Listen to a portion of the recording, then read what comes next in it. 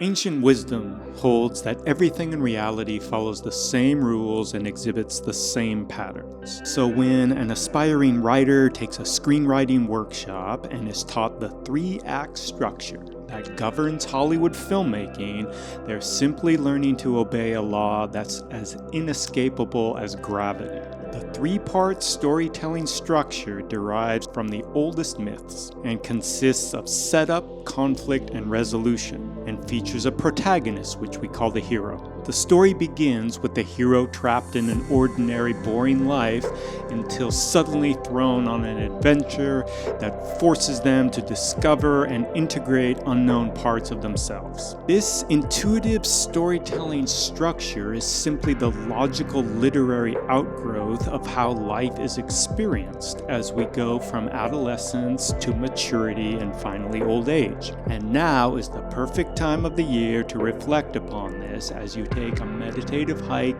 through the beautiful forests and coastline of Sonoma County.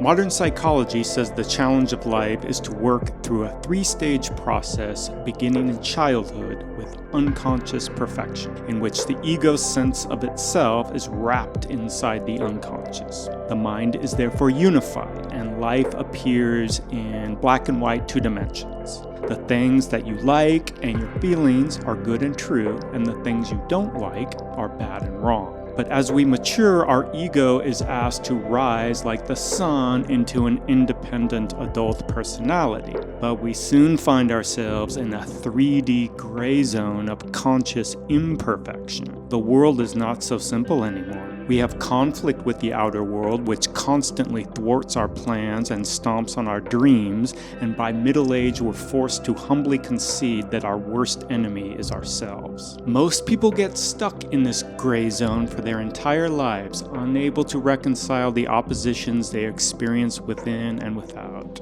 Enlightenment consists of a 4D consciousness, a return to the primordial unity of the mind that embraces light and dark, masculine and feminine, material reality, as well as the world of dreams and imagination.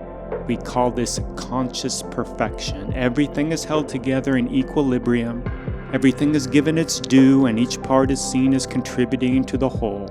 Think of it as becoming a living yin-yang symbol, quietly swinging like a pendulum as you sit in a rocking chair, reflecting upon a life well led.